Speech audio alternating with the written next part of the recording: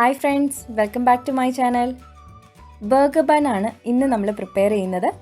വീട്ടിലുള്ള ഇൻഗ്രീഡിയൻസ് കൊണ്ട് എളുപ്പത്തിൽ തയ്യാറാക്കാൻ പറ്റിയ നല്ല സോഫ്റ്റ് ആയിട്ടുള്ള ബൺ. അപ്പോൾ രണ്ട് രീതിയിൽ തയ്യാറാക്കുന്നുണ്ട്. ഒന്ന് ഓവനിലും അതുപോലെ ഓവൻ ഇല്ലാതെ ഫ്രൈയിങ് പാനിലും തയ്യാറാക്കുന്നതും ഈ ഒരു വീഡിയോയിൽ ഉൾപ്പെടുത്തിയിട്ടുണ്ട്.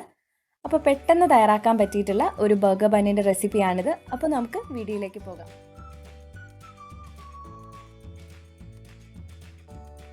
ആദ്യം ഇതിലേക്ക് വേണ്ട ഈസ്റ്റ് പ്രൂവ് ചെയ്യാനായിട്ട് വയ്ക്കാം. അതിനായിട്ട് 1 കപ്പ് ഇളം ചൂടുള്ള പാലാണ് എടുത്തിട്ടുള്ളത്. പാൽ ഒത്തിരി ചൂടാവാനായിട്ട് പാടില്ല, എന്നാൽ ഈസ്റ്റ് ആക്റ്റീവ് ആവത്തില്ല. ഇതിലേക്ക് നമുക്ക് 1.5 ടീസ്പൂൺ ഇൻസ്റ്റൻറ്റ് ഡ്രൈഡ് ഈസ്റ്റ് ചേർക്കാം. ഇൻസ്റ്റൻറ്റ് ആയതുകൊണ്ട് തന്നെ നമ്മളിത് പ്രൂഫ് ചെയ്യണമെന്ന് നിർബന്ധമില്ല. ആക്റ്റീവ് ഡ്രൈഡ് ഈസ്റ്റ് ആണെന്നുണ്ടെങ്കിൽ ഈ ഒരു മെത്തേഡിലൂടെ പ്രൂഫ് ചെയ്തിട്ട് ചേർക്കുമ്പോൾ ഈസ്റ്റ് ആക്റ്റീവ് ആണോ അല്ലയോ എന്ന് നമുക്ക് മനസ്സിലാക്കാം. ഇനി ഇതിലേക്ക് മധുരത്തിനായിട്ടുള്ള പഞ്ചസാര ചേർക്കാം. 3 ടേബിൾ സ്പൂൺ പഞ്ചസാരയാണ് ചേർക്കുന്നത്. ഇതിലേക്ക് പാകത്തിനുള്ള ഉപ്പ് കൂടി ചേർക്കാം. ഏകദേശം 1.5 ടീസ്പൂൺ ഉപ്പാണ് ഇതിലേക്ക് ചേർത്തിട്ടുള്ളത്. ഇനി ഇത് നന്നായിട്ടൊന്ന് മിക്സ് ചെയ്ത് വാമായിട്ടുള്ളൊരു പ്ലേസിൽ 10 മിനിറ്റ് റെസ്റ്റ് ചെയ്യാനായിട്ട് മാറ്റി വയ്ക്കാം. അപ്പോഴേക്കും ഈസ്റ്റ് നന്നായിട്ട് പ്രൂഫായിട്ട് പതഞ്ഞു പൊങ്ങി വരും. അപ്പോൾ ഒരു 10 മിനിറ്റ് നമുക്കിത് റെസ്റ്റ് ചെയ്യാനായിട്ട് വയ്ക്കാം. ഈ ഒരു സമയം ഈ ഒരു ബണ്ണ് തയ്യാറാക്കുന്നതിനായിട്ട് ഇതിലേക്ക് വേണ്ട ഡ്രൈ ഇൻഗ്രീഡിയൻസ് നമുക്ക് മിക്സ് ചെയ്ത് വെക്കാം. അതിനായിട്ട് ക്ലീൻ ആൻഡ് ഡ്രൈ ആയിട്ടുള്ളൊരു ബൗളിലേക്ക് നമുക്ക് മൈദ ചേർക്കാം. ഇതിപ്പോൾ ഞാൻ മൈദയിലാണ് ചെയ്യുന്നത്. ഗോതമ്പ് പൊടി വെച്ചിട്ടും നമുക്ക് ഈ ഒരു ബണ്ണ് തയ്യാറാക്കിയെടുക്കാം. ലെവൽ ചെയ്തെടുത്തിട്ടുള്ള 3 കപ്പ് മൈദയാണ് ചേർക്കുന്നത്.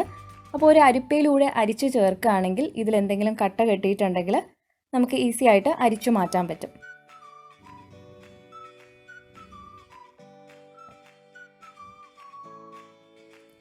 3 കപ്പ് മൈദ ചേർത്തിട്ടുണ്ട്. ഇനി നമുക്കിത് നന്നായിട്ടൊന്ന് അരിച്ചു മാറ്റാം.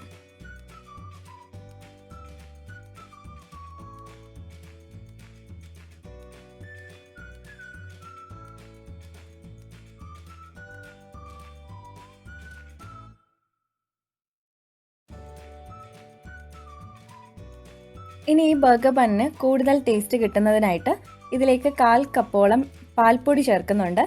ഏകദേശം 4 ടേബിൾ സ്പൂൺ. ഇത് ഓപ്ഷണൽ ആണ്. പാൽപ്പൊടി ഇല്ലാന്നുണ്ടെങ്കിൽ ഇതിന് പകരം 4 ടേബിൾ സ്പൂൺ മൈദ ചേർത്തിരുന്നാലും മതി. ഇതിനോടൊപ്പം 4 ടേബിൾ സ്പൂൺ ഉപ്പില്ലാത്ത ബട്ടർ കൂടി ചേർക്കാം. ബട്ടറോ നെയ്യോ ചേർക്കാം, അല്ലെങ്കിൽ ഓയിൽ ചേർക്കാം. ബട്ടർ ചേർക്കുമ്പോഴായിരിക്കും കൂടുതലും ടേസ്റ്റ് ഉണ്ടാവുന്നത്.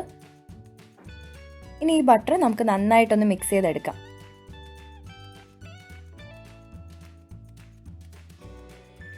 കൈ ഉപയോഗിച്ച് നന്നായിട്ടൊന്ന് കുഴച്ച് ഈ ബട്ടറിൻ്റെ എല്ലാ പീസും മൈദയുടെ എല്ലാ ഭാഗത്തും എത്തുന്ന രീതിയിൽ ഒന്ന് മിക്സ് ചെയ്ത് ഒരു ക്രംബ്ലി ടെക്സ്ചറാക്കി എടുക്കാം.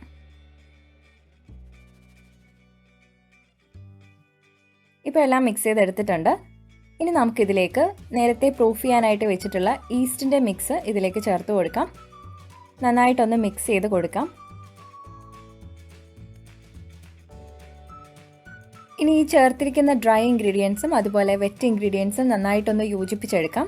ആദ്യം നമുക്കൊരു സ്പാച്ചുല വെച്ചിട്ട് നന്നായിട്ടൊന്ന് മിക്സ് ചെയ്തെടുക്കാം. ഈ ഡോ കുറച്ച് സ്റ്റിക്കി ആയിട്ടായിരിക്കും ഇരിക്കുന്നത്. ഇതെല്ലാം ഒന്ന് യോജിപ്പിച്ച് ഒരു സ്മൂത്ത് ബോളാക്കി എടുക്കാം. ഇപ്പോൾ എല്ലാം മിക്സ് ചെയ്തെടുത്തിട്ടുണ്ട്. ഇനി നമുക്ക് കൈ ഉപയോഗിച്ച് നന്നായിട്ടൊന്ന് കുഴച്ചെടുക്കാം.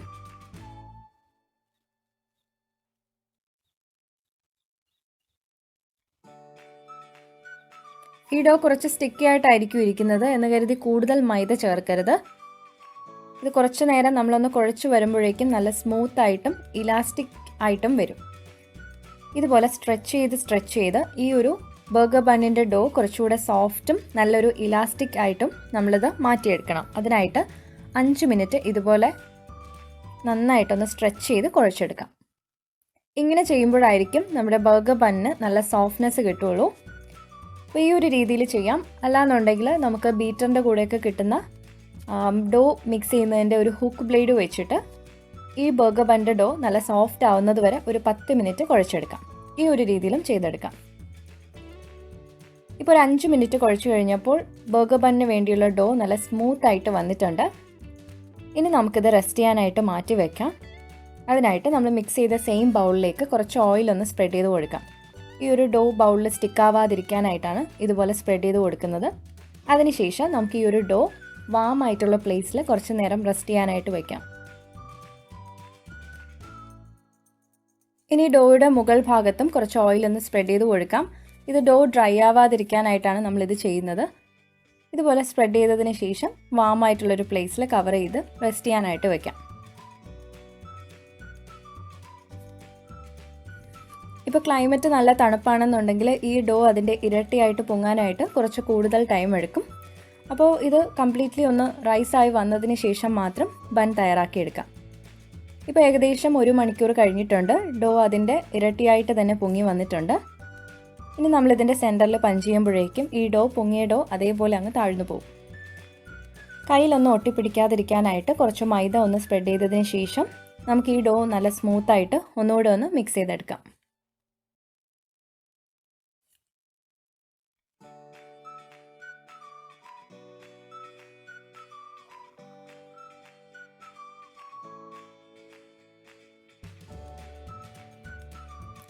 ഇപ്പോൾ നമുക്ക് ആ ഒരു ഡോ കാണുമ്പോൾ മനസ്സിലാവും വളരെ ഇലാസ്റ്റിക് ആയിട്ടുള്ളൊരു ഡോ ആയിട്ട് നമുക്ക് കിട്ടിയിട്ടുണ്ട്. അതുപോലെ കുറച്ചുകൂടി ഒന്ന് സോഫ്റ്റ്നെസ് വന്നിട്ടുണ്ട്. ഇനി നമുക്ക് ഈ ഡോ ഈക്വൽ പോർഷനായിട്ടൊന്ന് ഡിവൈഡ് ചെയ്തെടുക്കാം.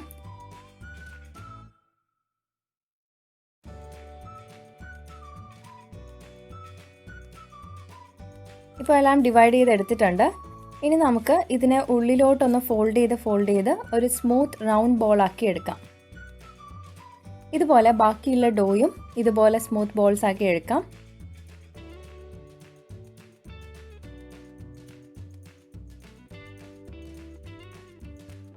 ഇപ്പോൾ എല്ലാം ബോളാക്കി എടുത്തിട്ടുണ്ട്.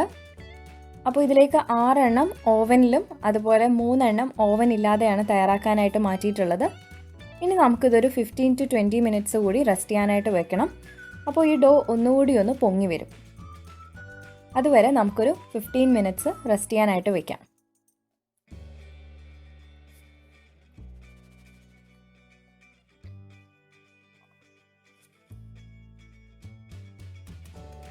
ഏകദേശം 15 മിനിറ്റ് കഴിഞ്ഞു. ഇപ്പോൾ ഡോ ഒന്നുകൂടി ഒന്ന് പൊങ്ങി വന്നിട്ടുണ്ട്. ഇനി നമുക്ക് ആദ്യം ഓവനിൽ എങ്ങനെയാണ് പ്രിപ്പയർ ചെയ്യുന്നതെന്ന് നോക്കാം. അതിനായിട്ട് 180 ഡിഗ്രി സെൽഷ്യസിൽ 10 മിനിറ്റ് അവൻ പ്രീഹീറ്റ് ചെയ്യാനായിട്ട് വയ്ക്കാം. ഈ ഒരു സമയത്ത് നമുക്ക് ബണ്ണിൻ്റെ മുകളിലേക്ക് ഒരു മുട്ട നന്നായിട്ട് ബീറ്റ് ചെയ്തിട്ട് അതൊന്ന് ബ്രഷ് ചെയ്ത് കൊടുക്കാം. ഇങ്ങനെ ബ്രഷ് ചെയ്ത് കൊടുക്കുന്നത് ബർഗർ ബണ്ണിന് നല്ലൊരു ഗോൾഡൻ കളർ കിട്ടുന്നതിനായിട്ടാണ് ഇതുപോലെ ബ്രഷ് ചെയ്ത് കൊടുക്കുന്നത്. ഇതുപോലെ ബാക്കിയുള്ള എല്ലാ ബർഗർ ബൺസിലും ബ്രഷ് ചെയ്ത് കൊടുക്കാം. ഈ ഒരു സമയത്ത് നമുക്ക് ബർഗർ ബണ്ണിൻ്റെ മുകളിൽ എള്ള് ചേർക്കണം എന്നുണ്ടെങ്കിൽ ചേർക്കാം. അത് തികച്ചും ഓപ്ഷണലാണ്. ഈ ഒരു സമയത്ത് ഒന്ന് സ്പ്രിങ്കിൾ ചെയ്ത് കൊടുക്കുകയാണെങ്കിൽ ബർഗർ ബണ്ണിൽ നന്നായിട്ട് സ്റ്റിക്കായിട്ട് കിട്ടും. ഇപ്പോൾ എല്ലാം സ്പ്രെഡ് ചെയ്തെടുത്തിട്ടുണ്ട്. ഇനി 180 ഡിഗ്രി സെൽഷ്യസിൽ 10 മിനിറ്റ് പ്രീഹീറ്റ് ചെയ്തിട്ടുള്ള അവനിൽ വെച്ചിട്ട് 25 മുതൽ 30 മിനിറ്റിനുള്ളിൽ ബേക്ക് ചെയ്തെടുക്കാം.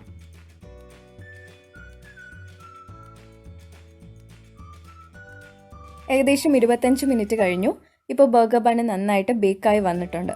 ഇപ്പോൾ ബർഗർ ബൺ പ്ലേസ് ചെയ്യുമ്പോൾ കുറച്ച് ഡിസ്റ്റൻസ് ഇട്ട് വെക്കുകയാണെന്നുണ്ടെങ്കിൽ ഇതുപോലെ സ്റ്റിക്ക് ആവത്തില്ല. വളരെ സോഫ്റ്റ് ആയിട്ടുള്ളൊരു ബണ്ണാണ്. നമുക്ക് കാണുമ്പോൾ മനസ്സിലാവും. അത് പ്രസ് ചെയ്ത് കഴിഞ്ഞാലും അതേപോലെ അങ്ങ് പൊങ്ങി വരും. അത്രയും സോഫ്റ്റ് ആൻഡ് ഫ്ലഫി ആയിട്ടുള്ള ബർഗർ ബൺസ് ആണിത്.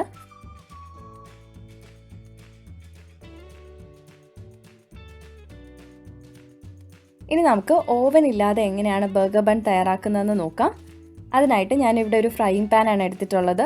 5 മിനിറ്റ് മീഡിയം ഫ്ലെയിമിൽ ചൂടാക്കാനായിട്ട് വെക്കാം. ഏകദേശം 5 മിനിറ്റ് കഴിയുമ്പോൾ ഇതിലേക്ക് നമുക്കൊരു സ്റ്റീൽ റിങ് വെച്ച് കൊടുക്കാം, അല്ലെങ്കിൽ എന്തെങ്കിലും സ്റ്റീൽ തട്ടം വെച്ച് കൊടുത്താലും മതി. ഇതിൻ്റെ മുകളിലേക്ക് ഒരു ട്രേയിൽ ബർഗർ ബൺ പ്രൂഫ് ചെയ്ത് വെച്ചിട്ടുള്ള ഡോയും കൂടെ വെച്ചിട്ട് നമുക്ക് ബേക്ക് ചെയ്തെടുക്കാം.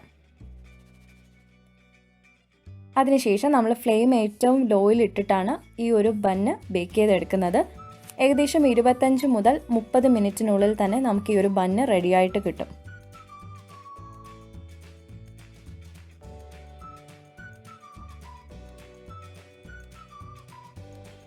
ഏകദേശം 30 മിനിറ്റ് കൊണ്ടാണ് ഈ ഒരു ബണ്ണ് നമുക്ക് റെഡിയായിട്ട് കിട്ടിയിട്ടുള്ളത്.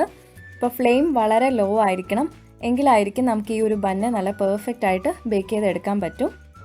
ബേക്ക് ചെയ്ത് കഴിഞ്ഞാൽ ഉടനെ തന്നെ നമുക്ക് ഈ ബണ്ണിൻ്റെ മുകളിലേക്ക് കുറച്ച് ബട്ടർ ഒന്ന് സ്പ്രെഡ് ചെയ്ത് കൊടുക്കണം. അത് ഈ ബണ്ണ് കൂടുതൽ ടേസ്റ്റി ആവുന്നതിനും നല്ലൊരു ഗ്ലേസിങ് കിട്ടുന്നതിനുമായിട്ടാണ് ബട്ടർ സ്പ്രെഡ് ചെയ്ത് കൊടുക്കുന്നത്. ഇത് ഓപ്ഷണലാണ്. പിന്നെ നമ്മൾ ഈ ഒരു പാനിൽ ബേക്ക് ചെയ്യുമ്പോൾ ആ ഒരു സ്റ്റീം വരുന്നത് കൊണ്ടാണ് ബൺ ഇങ്ങനെ ഷ്രിങ്ക് ആയിട്ടിരിക്കുന്നത്. അത് കുഴപ്പമില്ല. സോഫ്റ്റ്നെസ്സിലൊന്നും യാതൊരു വ്യത്യാസവും ഇല്ല. ഇനി നമുക്ക് ഈ ബർഗർ ബൺ എല്ലാം തണുക്കാനായിട്ട് മാറ്റി വയ്ക്കാം. ഓവൻ ഇല്ലാതെ തയ്യാറാക്കിയിട്ടുള്ളതും അതുപോലെ ഓവനിലും തയ്യാറാക്കിയിട്ടുള്ള ബർഗർ ബൺ തമ്മിൽ കളറിൽ മാത്രമേ വ്യത്യാസമുള്ളൂ. അതിൻ്റെ ടേസ്റ്റിലും ടെക്സ്ചറിലും ഒന്നും യാതൊരു വ്യത്യാസവും ഇല്ല. അപ്പോൾ നമുക്കിനി തണുക്കാനായിട്ട് മാറ്റി വയ്ക്കാം. അടുത്ത ദിവസം ആയാലും ഈ ഒരു ബർഗർ ബണ്ണിൻ്റെ സോഫ്റ്റ്നെസ്സിലും അതുപോലെ ഫ്ലഫിനെസ്സിനും ഒന്നും യാതൊരു വ്യത്യാസമില്ല. നല്ല ടേസ്റ്റിയും പഞ്ഞി പോലത്തെ ഒരു ബണ്ണാണിത്.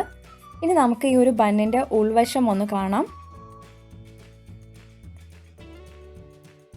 വളരെ സോഫ്റ്റാണ്, നല്ല ഫ്ലഫി ആയിട്ടുള്ള ഒരു ബർഗർ ബണ്ണാണ്.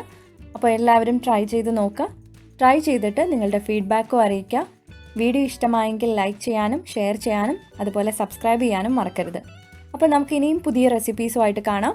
അതുവരേക്കും bye bye and thank you for watching.